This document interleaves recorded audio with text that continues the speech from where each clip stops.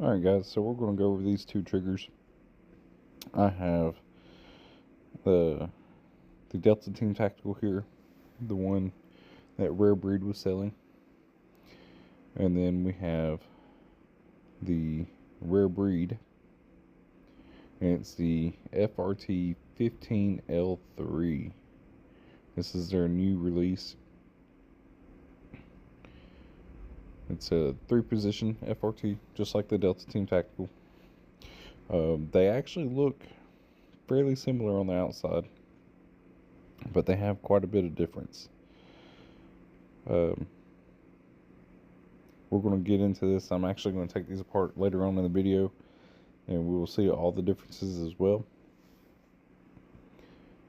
So to get started, we have the Delta Team Tactical and the Rare Breed. They look very, very similar on the outside appearance, but there is a few differences. The first one that stood out to me was on this locking bar. It has chamfered edges along the outside.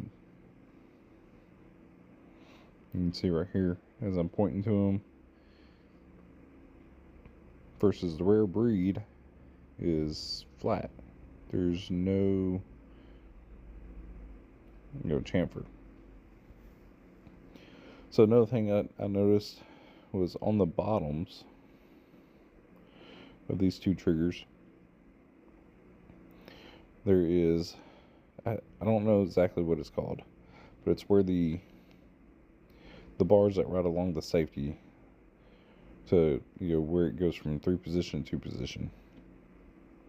On the Rare Breed, this cut is longer, it's further up, versus the Delta Team Tactical, it's shorter. It's all the way down by the housing.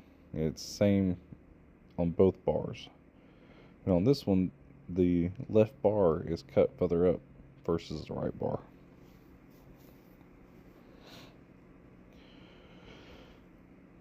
So, another thing that kind of stood out on these two is the hammers. The Delta Team Tactical has a rounded hammer edge, like the end of it's rounded, versus the Rare Breed has a flat edge.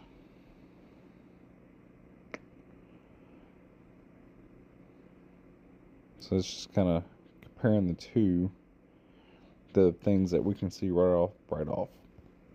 And something I noticed that I didn't notice when I was previously looking at them, that I noticed earlier today, is that the trigger is actually just a little bit longer and thicker than the Delta Team Tactical.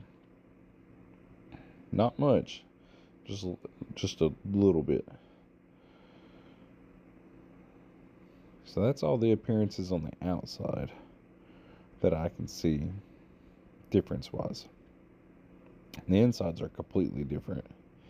So on the safety selectors, the Delta Team Tactical has a play in the selector, like quite a bit on each side. So if you were to put this on and didn't align it and tighten it down with the screw where it's aligned at, it could be off center, or if it comes loose, it's gonna have a little bit of play to it. Versus the Rare Breed, and they look identical, has absolutely zero play, no movement. When you put that on there, it's there. The tolerances are tighter. They did a better job than Delta Team Tactical making this safety selector. Alright, so I'm kind of going to go over the differences between the two, of the major changes on the inside. There might even be some changes I haven't noticed or know about. But we're going to take these two apart, and I'm going to come back and I'm going to show you the differences between the two. There's quite a bit of difference between them. I was actually surprised when I took them apart.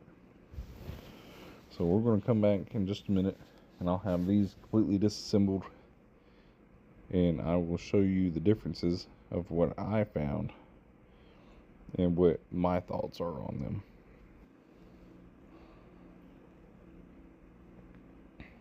Alright, so we're back. So I have the two triggers apart, and then all the first thing that kind of noticed, they look very similar. I didn't take the locking bar out. Didn't feel that it was necessary. They're pretty close. Pretty close but identical. But the rare breed locking bar seems to be a little bit thicker. Doesn't seem as like it has as much play in the housing as the Delta Team Tactical. Let's see if I can get a close up here. Oh, well, it'll work if I get it in frame.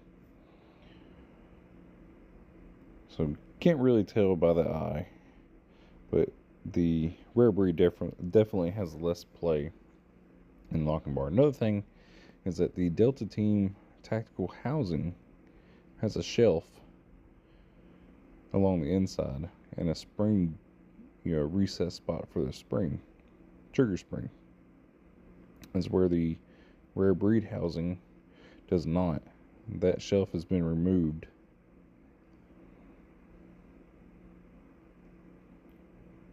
You can see inside there, that shelf along the edges.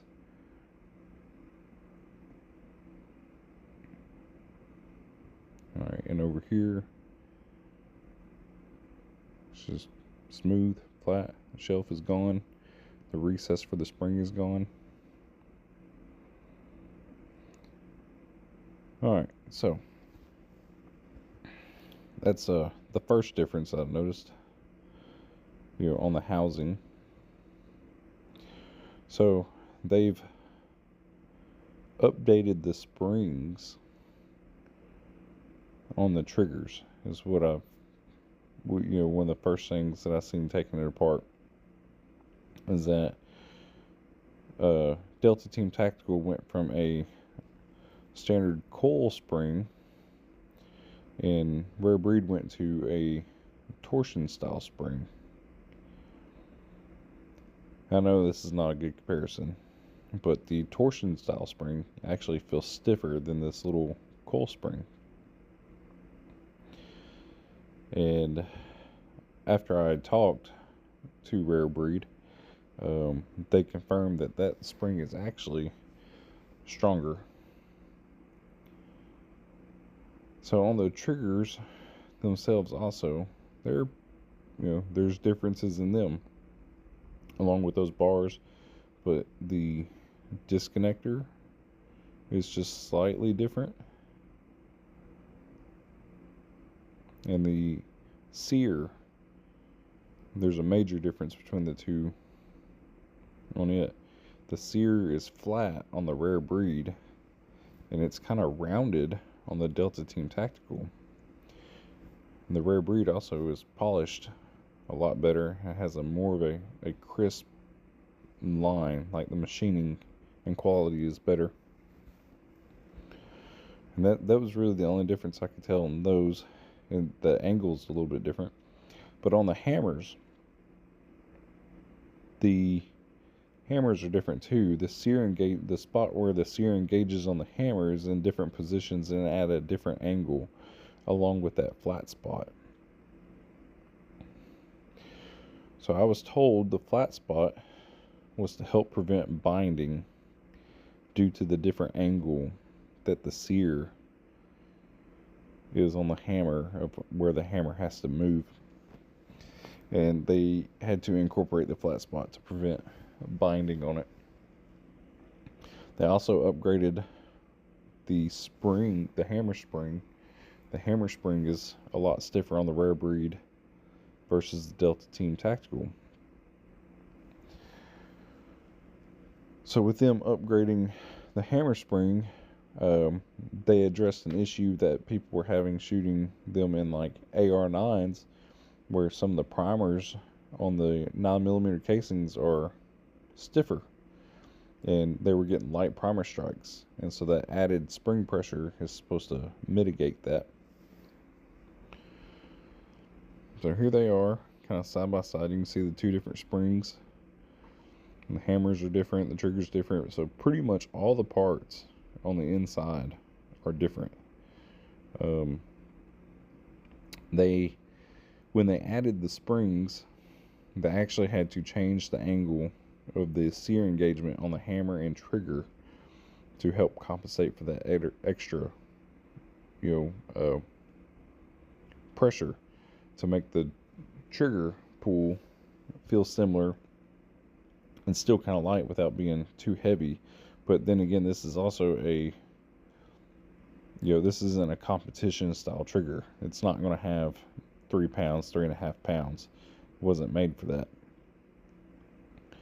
But so they had to change the sear angle, to help achieve this, of where the hammer and the sear meet together, to compensate for the added pressure of the springs between the two. Now, I will say the quality on the rare breed is a lot better than the Delta Team Tactical. It's cheaper too, and they're selling theirs cheaper than what Delta Team had when they had theirs for sale. So I don't know the exact pull weight on the trigger. I haven't tested it after it was all installed. That might be another video. But if I was to choose between the two triggers, I would definitely choose the rare breed. Just a lot better quality, a lot better parts. The machining, the tolerances are better. The anti-rotation pins were pretty much the same. I don't think there was really much of a difference in changing that. But they changed almost every aspect of this trigger from the Delta Team. They look similar, but they are not the same trigger. So, with that in mind, guys, I mean, that's kind of my opinions and thoughts on it. I think Rare Breed did a good job. They definitely addressed some other concerns with it and made a higher quality product. And I think that's what everybody deserved, was a better quality product. So thank you for watching. That's all I got for this video. Let me know what you guys think.